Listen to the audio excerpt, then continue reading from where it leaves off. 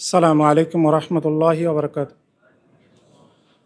আলহামদুলিল্লাহ ওয়াসসালাতু ওয়াসসালামু আলা রাসূলিল্লাহ ওয়া আলা আলিহি ওয়া সাহবিহি ওয়া মান ওয়ালা। সুপ্রিয় দর্শক শ্রোতা, আপনাদেরকে স্বাগত জানাচ্ছি আমাদের এই মোবারক প্রোগ্রামে। অবশ্যই এটা আমার জীবনের যত প্রোগ্রাম ছিল সেই প্রোগ্রামগুলোর মধ্যে সবচেয়ে গুরুত্বপূর্ণ এবং চমৎকার প্রোগ্রামের একটি। কোনো সন্দেহ নাই যে এত বেশি বুজুর্গদের সামনে কখনো দাঁড়িয়ে কথা বলার সুযোগ হয়নি। এর জন্যে আসলে আপনাদের কি বলবো, মনে হচ্ছে যে আপনাদের থেকে শুনলে মনে হয় ভালো হতো। একসাথে এত বুজুর্গ আমি দেখি নাই কখনো।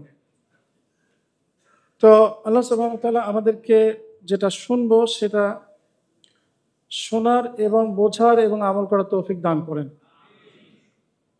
বন্ধুরা, আমাদের এখানে যে সাবজেক্টটা, অ্যাকচুয়ালি আমার যে সাবজেক্টটা সেটা হলো, একটু দেখে বলি, মুখস্থ নাই।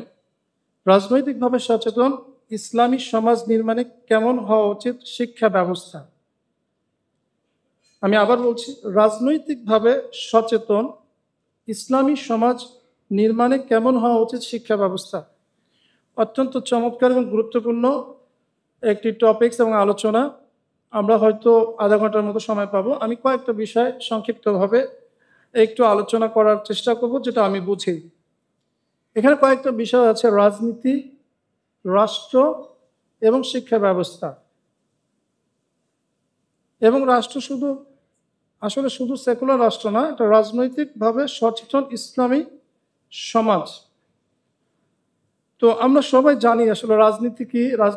রাজনীতি যদি এক কথায় বলি, রাষ্ট্র পরিচালনার নীতি। এবং রাষ্ট্রের চারটি মৌলিক উপাদান থাকে, যেটা আমরা আগেও পড়াশোনা করেছি: জনগণ, ভূখণ্ড, সরকার এবং সার্বভৌমত্ব। মূলত শিক্ষা ব্যবস্থাটাকে কোথায় প্লে করে, তার রোল প্লেটা করে কোথায়, যে আমরা এই রাষ্ট্রকে ইসলামী সমাজ বা এদিকে যদি আমরা নিয়ে যেতে চাই, তাহলে আসলে আমাদের শিক্ষাটা কোথায় রোল প্লে করে? মূলত জনগণের উপরে, সরকারের উপরে। এবং শিক্ষা হচ্ছে আসলে সার্বিক মূল্যবোধ তৈরি করার একটা বিষয়, তাই না? মানুষ কিভাবে চিন্তা করবে, কোন জিনিসটাকে কতটুকু মূল্য দিবে, এটা আসলে কে এটা ডমিনেট করে, কে এটা শেখায়? শিক্ষা। মানুষ যেটা শেখে সেটাই কিন্তু আসলে সে কর্মে পরিণত করে। মানুষের চেতনা যেটা থাকে সেভাবে সে কাজ করে। সুতরাং এই শিক্ষাটা মানুষের মূল্যবোধ গড়ে এবং মূল্যবোধ অনুযায়ী মানুষ অ্যাক্ট করে, খুব স্বাভাবিক। আমরা যদি চিন্তা করি যে ভালো করে বিরিয়ানি রান্না করব, ধরেন, তাহলে দেখবেন আপনাকে শিক্ষা লাগবে। আমাকে যদি এখন বলেন যে আপনি বিরিয়ানি রান্না করে নিয়ে আসেন, আমি পারবো না। কেন? কারণ এই বিরিয়ানি রান্না করার জন্যে প্রসিডিউর কি, এর পারপাস কি, এই সমস্তগুলো আমার জানা নাই। তার আমরা যদি চিন্তা করি যে একটা বিরিয়ানি রান্না করতে গেলেও যদি আমার অনেক শিক্ষা দরকার হয়, তাহলে ডেফিনেটলি একটা রাষ্ট্র ব্যবস্থা গঠন করতে হলে সে শিক্ষা আসলে তার যে প্রয়োজনীয়তা, এটা আসলে বলে শেষ করা যাবে না।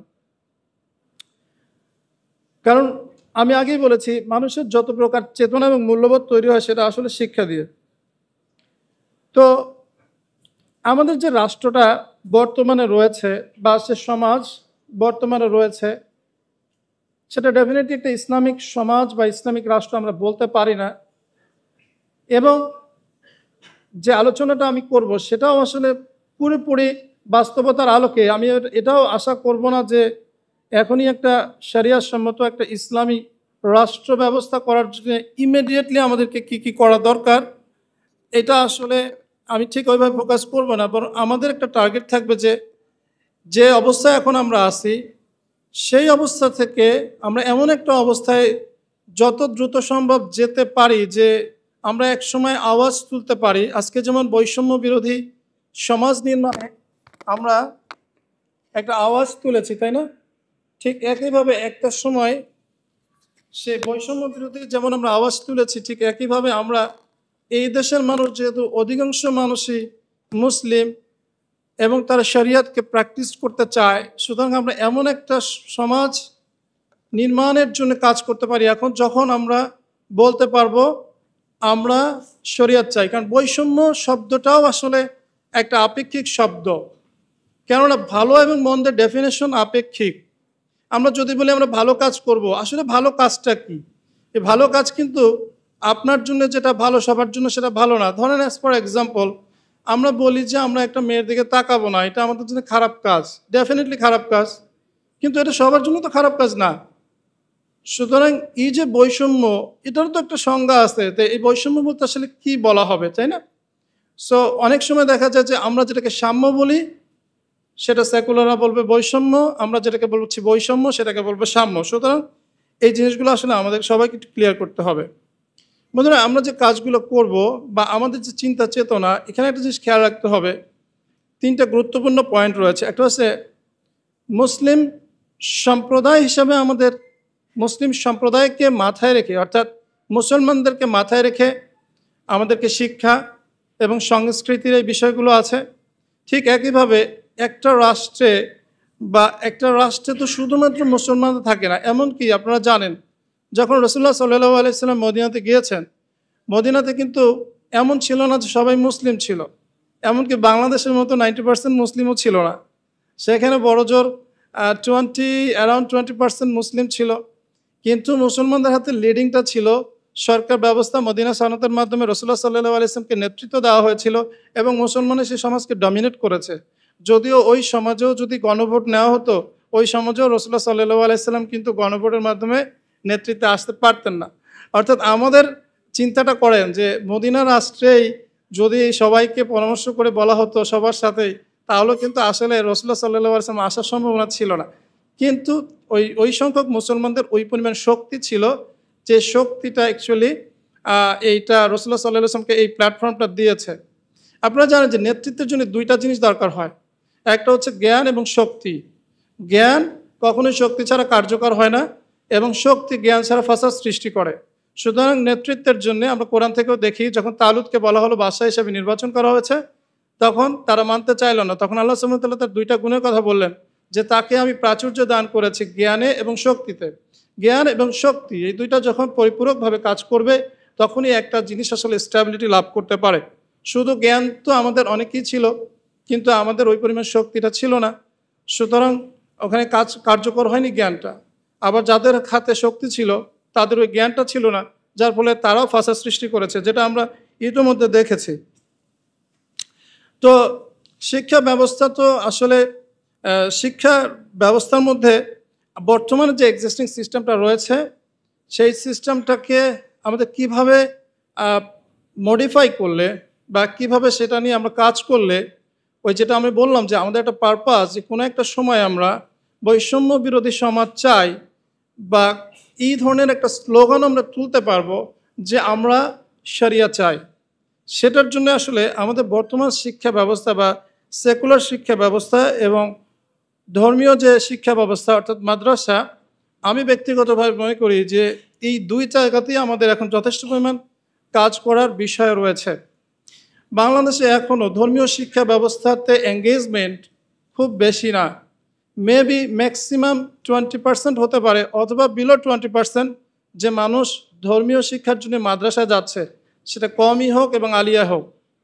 অধিকাংশ বাচ্চারা এখনও স্কুলেই পড়ে, মোর দ্যান 80% হবে। তাহলে আমাদেরকে এই মোর দ্যান 80% পিপল নিয়ে, বাচ্চাদেরকে নিয়ে আসলে খুব করে চিন্তার বিষয় রয়েছে। আমাদের বাচ্চারা এমন একটা শিক্ষা ব্যবস্থার মধ্যে রয়েছে যে নিজের বাবা মা মারা গেলে সে জানাজার দোয়াটাও পড়তে পারে না, তাই না? মানে যদি এমন হয় কেউ যদি তাকে লাশটা ধুয়ে না দেয়, তো দেখা যাবে ধোয়া ছাড়াই তাকে দাফন করতে হবে। এমন একটা অবস্থা আমরা গড়ে তুলেছি আমাদের সেকুলার সিস্টেমে, যে একটা বাচ্চা তার বাবা মা কেউ মারা গেলে সে জানাজায় দোয়া পড়ার সময় বিড়বিড় করে। অধিকাংশ মানুষ কিন্তু চুপ থাকে, কারণ সে জানাজার দোয়াটা জানে না আসলে। তো অধিকাংশ মানুষের এই অবস্থা। তো এখান থেকে তাদেরকে তুলে আনতে হবে। আমার মনে হয় যে এখানে ধর্ম শিক্ষাটা খুব সিস্টেমেটিকলি দেওয়া হবে। যেমন আমি তো আরবি ভাষার কথা বললে আপনারা মনে করবেন শুধু আরবি বুঝে, আসলে বিষয়টা তা না। আমাদের দিন এমন একটা দিন, সকাল থেকে ঘুম থেকে ওঠার পরে রাতে ঘুমোতে যাওয়া পর্যন্ত আসলে আমাদের আরবির সাথে থাকতে হয়। আপনি চান বা না চান, আপনাকে দোয়া করতে হয়, সালাত করতে হয়, কোরআন পড়তে হয়, বিভিন্ন ধরনের লেকচার শুনতে হয়, বিভিন্ন জায়গায় ওয়াজ মাহফিল শুনতে যান। সব জায়গায় দেখা যায় আলটিমেটলি আরবি ছাড়া আপনার চলছে না। আপনি যে দোয়াটা করছেন, এই দোয়াটা কি শুধু তাসবিহ? তাহলে তো আমরা সব জায়গায় সুবহানাল্লাহ পড়তাম, সব জায়গায় আল্লাহু আকবার বলতাম, সব জায়গায় লা ইলাহা ইল্লাল্লাহ বলতাম, তাই না? দোয়া কিন্তু শুধু তাসবিহ না। দোয়ার মধ্যে হচ্ছে কামনা রয়েছে, এর মধ্যে মূল্যবোধ রয়েছে, এর মধ্যে শিক্ষা রয়েছে। তো আমাদের দেখবেন আমাদের লাইফে সবচেয়ে বেশি কিন্তু দোয়াগুলো জড়িত। দোয়া, এবং আমরা যখন সব জায়গায় এক দোয়া করি না, আল্লাহুম্মা ইফতাহ লি আবওয়াবা রাহমাতিক, এটা আমরা বাথরুমের সামনে গিয়ে বলি না, আমরা এটা খাওয়ার সময় বলি না। আমাদের প্রত্যেকটা কাজের ক্ষেত্রে আলাদা আলাদা দোয়া রয়েছে। এই দোয়াগুলো আসলে কেন? এই দোয়াগুলো হচ্ছে আমাদেরকে শিক্ষা দেয় যে তুমি কি কোন বিষয়ে কিভাবে চিন্তা করবে। আনফরচুনেটলি আমরা এগুলো না বোঝার কারণে দোয়াগুলোর যে তাৎপর্য এটা আসলে হাকিকিভাবে আমাদের জীবনে আসে না। সুতরাং আমাদের শিক্ষা ব্যবস্থায় ইসলাম শিক্ষা রয়েছে, কিন্তু আনফরচুনেটলি ইসলাম শিক্ষার কোথাও আমার মনে আছে যে আমাদের বইগুলোতে এখন আছে কিনা জানি না, এখন থাকারই কথা না, আরবি ভাষা ছিল না। তো এখন আরবি ভাষা এমন একটা জিনিস যে ইসলামিক নলেজ আর্ন করতে গেলে আপনারা যদি খেয়াল করেন মাদ্রাসার প্রথম দিকের বইগুলোতে শতকরা 70% প্রায় আরবি শেখার বই। আর সেখানে আমাদের ইসলাম ধর্ম শেখাচ্ছে স্কুলে কলেজে, কলেজে তো নাই আফান, স্কুলে সেখানে কোনো ল্যাঙ্গুয়েজ শেখার কোনো ইস্যুই নাই। অথচ মাদ্রাসা যদি আমরা যাই তো দেখবো যে মাদ্রাসা শিক্ষা ব্যবস্থা আসলে মূলত 5টা বিষয়কে কেন্দ্র করা হয়: কোরআন, হাদিস, ফিকহ, লুগা এবং তারিখ। আমাদের শিক্ষা ব্যবস্থাতে আসলে আমরা খুব ফোকাস করি কোরআন, হাদিস এবং ফিকহ নিয়ে, কিন্তু লুগা, যেটা অ্যাকচুয়ালি এই 3টা বিষয়ের আবার একটা বুনিয়াদি প্ল্যাটফর্ম, এটা নিয়ে আমাদের মধ্যে কাজ হয় না। সো এটা আমাদের শিক্ষা ব্যবস্থায় ফোকাস করা উচিত, বিশেষ করে সেকুলার শিক্ষা যে ধর্ম বই রয়েছে সেই ধর্ম বইতে। আরেকটা বিষয় রয়েছে কি, ভাষা এমন একটা জিনিস, সে ভাষা মানুষের কালচার তৈরি করে। যখন আমরা ভাষা শিখি তখন যেটা হয় যে আমরা আরবদের সাহাবাদের গল্প পড়ি, সেখানে আমরা বিভিন্ন আরবদের কালচার নিয়ে পড়ি।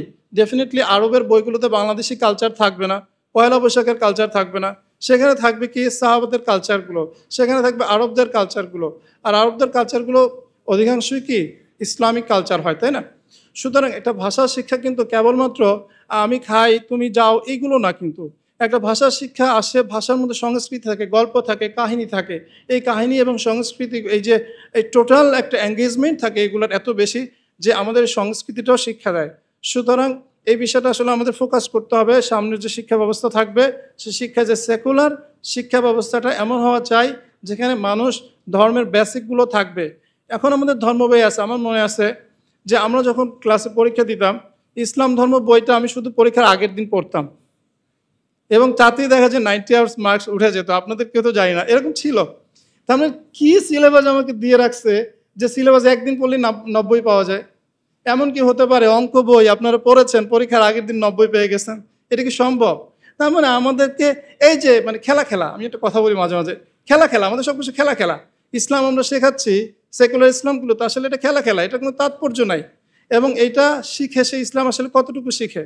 সো আমাদের সিরিয়াসলি এখন চিন্তা করার বিষয় রয়েছে যে সেকুলার স্কুলে 80% বেশি বাচ্চারা পড়ছে, সেখানে ইসলাম শিক্ষাটাকে কম্প্রিহেন্সিভলি শেখাতে হবে। মাদ্রাসা শিক্ষা নিয়ে আমি ছেড়ে দিব না, আসবো, তবে আমি সেকুলারটা শেষ করি।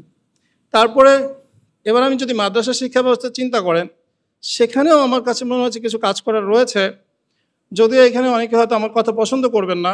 আসলে আমরা সবসময় আরেকজনের দোষকে সংশোধন করতে বেশি পছন্দ করি, ব্রাদার আমার দোষ বলা হলে তখন এই নসিহাটা আর ভালো লাগে না। এটা আমাদেরকে আসলে আমাদের বুঝতে হবে আমরা রোগী, এবং আমাদের বুঝতে হবে আমরা ত্রুটিপূর্ণ, যে কারণে আমাদের দেশে 800 বছর আগে এই বাংলা ইসলাম এসেছে, এখন পর্যন্ত একটা পাড়া বা মহল্লা ইসলাম দিয়ে চলে না।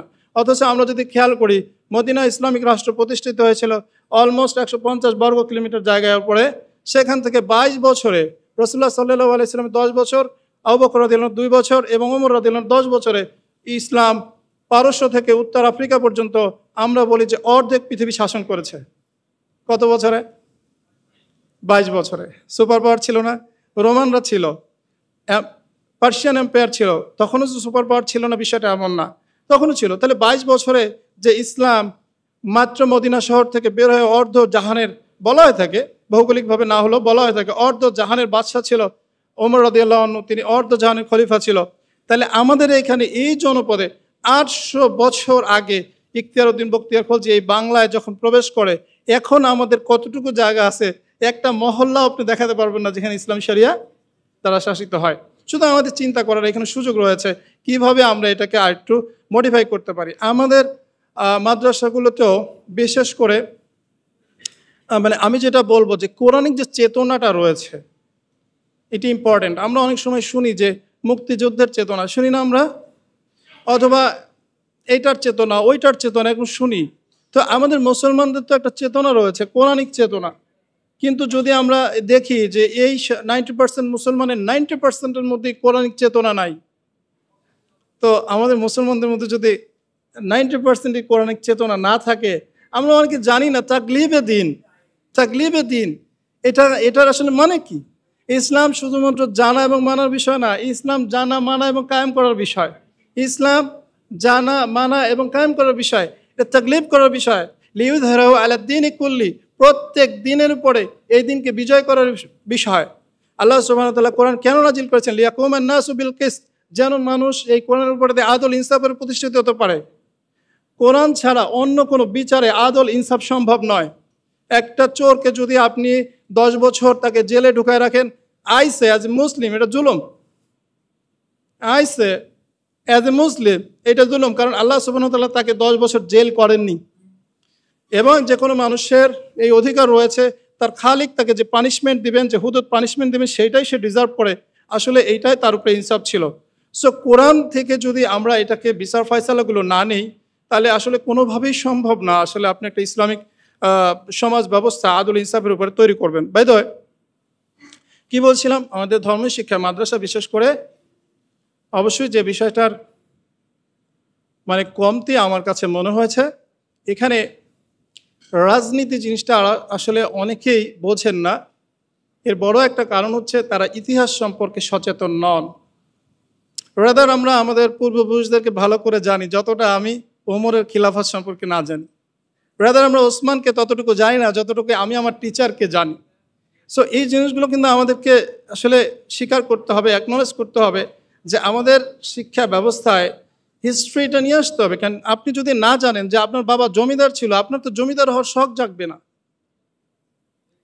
যে বনি ইসরাইল মুসা আলাইহিস সালামকে বলেছিল যে তুমি এবং তোমার রব গিয়ে যুদ্ধ করো, সেই বনি ইসরাইল ইউশা বিন নুনের আন্ডারে আমালিকাদের বিরুদ্ধে যুদ্ধ করেছে। কেন?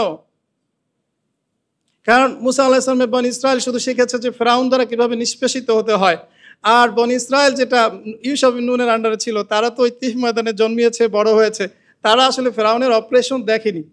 সো মানে ইতিহাসটাকে আপনার জানতে হবে। আমরা যদি জানতাম যে আমরা একটা সুপার পাওয়ার ছিলাম এবং কিভাবে আমরা সুপার পাওয়ার হয়েছি, কিভাবে আমরা ডমিনেট করেছি পৃথিবীকে, এই টোটাল হিস্ট্রিটা জানতে হবে। আপনাদেরকে জানতে হবে টোটাল প্রফেটদের হিস্ট্রিগুলো। আমাদের অনেকেই রয়েছে, যখন আমি বিভিন্ন প্রোগ্রাম করি এবং কোনো নবী সম্বন্ধে কিছু জিজ্ঞেস করি, উত্তর দিতে পারছে না, তাহলে আমরা কি কোরআন পড়ছি? কোরআন তো শুধু থেকে থেকে নবীদের কাহিনী। সুতরাং কোরআনিক চেতনাগুলো কেন আমাদের মধ্যে আসে না? কেন রাজনৈতিকভাবে আমরা সচেতন হই না? ইভেন অনেকে মনে করে ইসলামের রাজনীতি নাই। ইসলামের রাজনীতি নাই তো কোথায় আছে বলেন তো? একটা পরিবার পরিচালনা করে যদি নীতি থাকতে পারে, রাষ্ট্র পরিচালনার নীতি যদি ইসলাম না দেয়, তাহলে কীভাবে সেটা কমপ্লিট কোড অফ লাইফ হলো? এটা কোনোদিন সম্ভব নয়। ইসলামে অবশ্যই রাজনীতি রয়েছে, এবং রাজনীতি শুধু তাই নয়, রাজনীতি ইসলামের একটা মৌলিক বিষয়। কেননা এটা ছাড়া সমাজকে নিয়ন্ত্রণ করা যায় না, এটা ছাড়া সামাজিকভাবে ইসলামকে এস্টাবলিশ করা কোনো সুযোগ নাই। কি আমাদের করতে হবে, কি সতর্কতা আমাদের নিতে হবে, কিভাবে সমাজটাকে গড়তে হবে, ইতিহাস কেন, কোরআনে কেন আল্লাহ সুবহানাহু ওয়া তাআলা থেকে থেকে এত ইতিহাস বর্ণনা করেছেন। আপনারা যদি খেয়াল করেন, ইতিহাস নিয়ে কোরআনে প্রায় 30 to 40% জায়গা কভার করেছে। হাল আতাকা হাদিস মূসা, তোমার কাছে কি মূসার ইতিহাস এসছে? নাহনু নাকুসু আলাইকা আহসানাল কাসাস, এভাবে করে করে আপনারা একটু খেয়াল করেন, জিনিসগুলো একটু বুঝতে হবে যে আল্লাহ সুবহানাহু ওয়া তাআলা সূরা ইউসুফের কাহিনী শুনিয়েছেন। এই গল্প আমি শুনে কি লাভ? রাদার যদি একটা সালাতের একটা সূরা থাকতো, তাহলে রফিয়াদান করবো কি করবো না ফিনিশ হয়ে যেত, আমিন জোরে বলবো কি বলবো না ফিনিশ হয়ে যেত। আল্লাহ সুবহানাহু ওয়া তাআলা সালাত নিয়ে কোনো সূরা এভাবে নাজিল করেন নাই যে কাইফা নুসাল্লি, হ্যাঁ আমরা কিভাবে সালাত পড়বো। আল্লাহ সুবহানাহু ওয়া তাআলা আপনাকে ইউসুফের কাহিনী শুনিয়েছেন, ইব্রাহিমের কাহিনী শুনিয়েছেন, সাবারানির কাহিনী শুনিয়েছেন। কেন? This is a history. কারণ এটা দিয়ে আপনার মূল্যবোধ, আপনার চেতনা জাগ্রত হবে, আপনি চেতনায় বিশ্বাস করবেন। এই চেতনাহীন কোরআন পড়ে আর চেতনাহীন ঈমান নিয়ে আসলে কাজ হয় না। এই জন্যে আমাদের মধ্যে যে চেতনাটা, পৌরাণিক চেতনা আসলে নাই। আমরা যারা কোরআন পড়ি, ইভেন যারা অনেক সময় বুঝেও পড়ি, তারাও বুঝি না, আমরা বুঝি না। এখন যে কোরআন আপনাকে আপনার চেতনা গ্রো করেনি, সেই আপনাকে দিয়ে ইসলামিক সমাজ ব্যবস্থা হতে পারে না। সুতরাং এই জিনিসগুলো আমাদের কনসিডার করতে হবে। প্রয়োজনে আমাদের মাদ্রাসা শিক্ষা ব্যবস্থারও সিলেবাসে কিছু চেঞ্জ, কিছু সংস্কার করা যেতে পারে। এখন আমি বলবো ইঞ্জিনিয়ার মানুষ, তুমি আইসা আবার এই দাবি কেন তুলো? মানে ট্রুলি স্পিকিং, মানে অ্যাকচুয়ালি আমি তো এগুলো লুকায় রাখতে পারি না, বলে দেই আর কি। হ্যাঁ, এটা মানুষ শত্রু তৈরি হয়ে যেতে পারে, বাট এটা সত্য কথা। এখন যদি আপনি বলেন যে ইঞ্জিনিয়ার মানুষ এগুলো কেন বলবে, তা তো সমাধান হলো না আসলে, তাই না? রোগ তো রোগই রয়ে গেল, আমি বলি আর না বলি, রোগ তো রোগের জায়গায় রোগই থাকবে। আমরা 800 কেন আরো 1600 বছর এরকম থাকবো, ইসলামী শরিয়ত আসবে না। কিন্তু এই লোকগুলো তো ম্যাক্সিমামই এখানে ইসলামী শরিয়তের স্বপ্ন দেখেন না আপনারা? কিভাবে আসবে? 800 বছর গেছে, আরো 800 বছর থাকবো? যদি একই অবস্থার মধ্যে থাকি, যে অবস্থার কারণে ইসলাম ধ্বংস হয়েছে, সেই অবস্থার কারণে যদি আমরা আরো টিকে থাকি, ইসলাম কিভাবে আসবে বলেন? এটা সম্ভব না। ওমর রাদিয়াল্লাহু আনহু কথা বলেছিলেন যে, এই হাদিস বলবো না, তাহলে আরো চেতে যাবে ইনশাল্লাহ আরেকদিন। হ্যাঁ, মানে ওমর রাদিয়াল্লাহু আনহু কথা ছিল যে ইয়াহদিবুহু সালাসা, জাল্লাতুল আলেম ওয়া জিদালুল মুনাফিক বিল কুরআন ওয়া হুকম আইম্মাতুল মুদিল্লিন। তাই না? ইসলামকে ধ্বংস করেছে তিনটা বিষয়, আচ্ছা, আলেমের পদস্খলন, এবং মুনাফিকদের কোরআন নিয়ে বিতর্ক, এবং পথভ্রষ্ট শাসকের শাসন। এই তিনটার উপরে থেকে আবার ইসলাম বিজয়ী হবে, এটা মনে করার কোনো কারণ নাই। সুতরাং বন্ধুরা, আমাদের আসলেই অনেক চিন্তা করতে হবে, বিশেষ করে আমরা যারা সেকুলার আছি এবং যারা ইসলামিক লাইনে পড়াশোনা করছি। এই সমস্ত শিক্ষা ব্যবস্থা বাংলাদেশে এটা সংস্কার প্রয়োজন আমাদেরকে। এমন না যে আমরা যে দুনিয়া জানি দুনিয়াই জানবো, সে আসলে ইসলামের বেসিক কিছু জানবো না। আবার যারা ইসলাম জানি শুধু ইসলামই জানবো, তারা দুনিয়ার কিছু জানবো না। এটাতে একটা মেরুকরণ হয়, পরস্পরের মধ্যে কোনো সংস্পর্শে আসে না। দুইটা জাতি তৈরি হয়ে গেছে, বলে আওয়াম, জেনারেল। কি বলে? জেনারেল যখন বলে জেনারেল, তো এইভাবে জেনারেল নাই, অজেনারেল কিছু নাই। আপনাকে আপনার বেসিক ইসলামটাকে শিখতে হবে, এবং এই জেনারেল থেকে আপনি বলবেন যে আল্লাহ সুবহানাহু ওয়া তাআলা আমাকে এই বিষয়গুলো ধরবে না, ইকামত দিনের বিষয়গুলো ধরবে না, তাকলিফে দিনের বিষয় ধরবে না। ধরবে, আপনাকেও ধরবে, বলছে আমাকে বেশি ধরবে, ওখানে আমার পেটে ভাত ছিল, পকেটে টাকা ছিল। সো আমাকে যে পরিমাণ বেশি দোষারোপ করা হবে, যার পেটে ভাত নাই, যার পকেটে টাকা নাই, তাকে অত বেশি ধরা হবে না। সে আমি জেনারেল হই আর আনজেনারেল হই, নাকি নন জেনারেল হই। বুঝতে পেরেছেন কথাটা? সো আল্লাহ আমাদেরকে যারা আল্লাহ যে নিয়ামত আমাদেরকে দিয়েছেন, এইটাই দাবি করে যে আমরা উইল ফাইট ফর শরিয়া। তো কিভাবে আপনি শরিয়া করবেন, কিভাবে দিন করবেন? আমরা তো নিজেরাই দিন জানি না। তো দিনকে জানতে হবে, বুঝতে হবে। আদারওয়াইজ আমাদের শিক্ষা ব্যবস্থা যদি সঠিক দিন আমরা না শেখাতে পারি, তাহলে কি দিন কায়েম করব? এমন একটা জিনিস কায়েম করবো যেটা আসলেই আসমানি দিন না, যেটা আল্লাহ সুবহানাহু ওয়া তাআলা নাজিল করেননি, যেটা রাসূল সাল্লাল্লাহু আলাইহি ওয়াসাল্লাম আমাদের শেখাননি। সুতরাং আমাদেরকে এই সেকুলার সিস্টেমে অবশ্যই দিন যেন শিখতে পারে। এখন সামনে যে বিষয়ে যে সামনে যে সময়টা রয়েছে, আমরা আমাদের ইসলামী শিক্ষা এবং সংস্কৃতি নিয়ে এত বেশি মুভমেন্ট করব, যাতে করে এই সরকার, যে সরকারি আসুক না কেন, তারা বাধ্য হয় স্পেসিফিকলি সাবজেক্টিভলি তারা এই 5টা বিষয় আমাদের বাচ্চাদেরকে শিখায়। অন্তত 80% যে সেকুলার স্কুল আছে, এই 5টা বিষয় কোরআন, হাদিস, ফিক, লুগাহ এবং তারিখ, হিস্ট্রি, এই 5টা বিষয়ে বেসিক সাবজেক্টিভলি একদম সুনির্দিষ্টভাবে। অনেক সময় আমাদের জ্ঞানটা কেমন হয়, তোমার বাড়ি কই, মসজিদের পাশে, মসজিদ কই, বাড়ির পাশে, এই দুইটা কোথায় পাশাপাশি, এরকম না। মানে সাবজেক্টিভলি, কংক্রিটলি, মানে কি বলে এটা, একদম স্টেডি এবং ইন্টিগ্রেটেডলি আমাদেরকে জিনিসটা শিখতেই হবে। কোরআন, হাদিস, বেসিক মাসলা মাসাল, যে ফিক এবং লুগা এবং তারিখ, এইগুলো আমাদের সেকুলার শিক্ষা ব্যবস্থায় একটা নিয়ন্ত্রিত মাত্রায় যতটুকু সম্ভব এটা শেখাতে হবে। এবং সাথে সাথে আমাদের যে মাদ্রাসা শিক্ষা ব্যবস্থায় তাদেরকেও এমন একটা শিক্ষা দিতে হবে, সো দ্যাট, আমি একটা কথা বলেছি সেদিন, একটা স্ট্যাটাস আপনি খেয়াল করেছেন, আমাদের মসজিদগুলোই তো স্বাধীন না। আমাদের মসজিদগুলোই তো দিনের কথা বলতে গেলে চিন্তা করে চাকরি থাকবে কি থাকবে না, কথা মিথ্যা। আমাদের মসজিদগুলো তো এভাবে চলে আসছে যে শরিয়ার কথা, কোরআনের কথা, এস্টাবলিশমেন্টের কথা, দিন কায়েমের কথা আমরা বলতে পারছি না। কারণ কি? এটা বলতে গেলে আমাদের মানে অ্যাকচুয়ালি আমি যেটা বলতে চাচ্ছি, মসজিদগুলো তো আমার নিয়ন্ত্রণে নাই। সো মসজিদগুলো নিয়ন্ত্রিত, মসজিদগুলোকে আমাদেরকে, যারা স্কুল কলেজে পড়ে সবাই যে শিখবে, মাদ্রাসা পড়বে তা না, অনেক মানুষ থাকবে যারা স্কুলে পড়বে না, মাদ্রাসায় পড়বে না। মসজিদ ভিত্তিক আমাদেরকে শিক্ষা সেন্টার করে তুলতে হবে। মসজিদগুলো শুধুমাত্র 5 তলা করে রাখবো আর জুমার দিনে এক বেলা শুধু ভরবে 2 ঘন্টার জন্য মসজিদ, এটা তো ইউজলেস। এই মসজিদগুলোকে কিভাবে শিক্ষা কেন্দ্র করা যায় চিন্তা করতে হবে। আমার জন্য একটা মেসেজ চলে আসছে 5 মিনিট, কিন্তু আমার সময় শেষ। হ্যাঁ, তো আল্লাহ সুবহানাহু ওয়া তাআলা আমাদেরকে যা বলেছি এটা আমাকে বিশ্বাস করার, আমাকে আমল করার তৌফিক দান করেন, এবং আপনারা যা শুনেছেন সকলকেই এগুলো নিয়ে চিন্তা ফিকির করার তৌফিক দান করেন। আমি যারা এই প্রোগ্রামটা, মহান প্রোগ্রামটা আয়োজন করেছে তাদের জন্য দোয়া করছি, আল্লাহ সুবহানাহু ওয়া তাআলা তাদের সমস্ত নেক মাকসুদগুলো পুরা করেন, এবং যারা এখানে এসেছেন তাদেরকে যেন ঠিক একইভাবে জান্নাতে একটা বাজারে আমরা একত্রিত হতে পারি। সবাই দোয়া করবো। সুবহানাল্লাহি ওয়া বিহামদিহি, সুবহানাল্লাহি ওয়া বিহামদিহি, আশহাদু আল্লা ইলাহা ইল্লা আনতা, আস্তাগফিরুকা ওয়া আতুবু ইলাইক। আসসালামু আলাইকুম ওয়া রাহমাতুল্লাহ।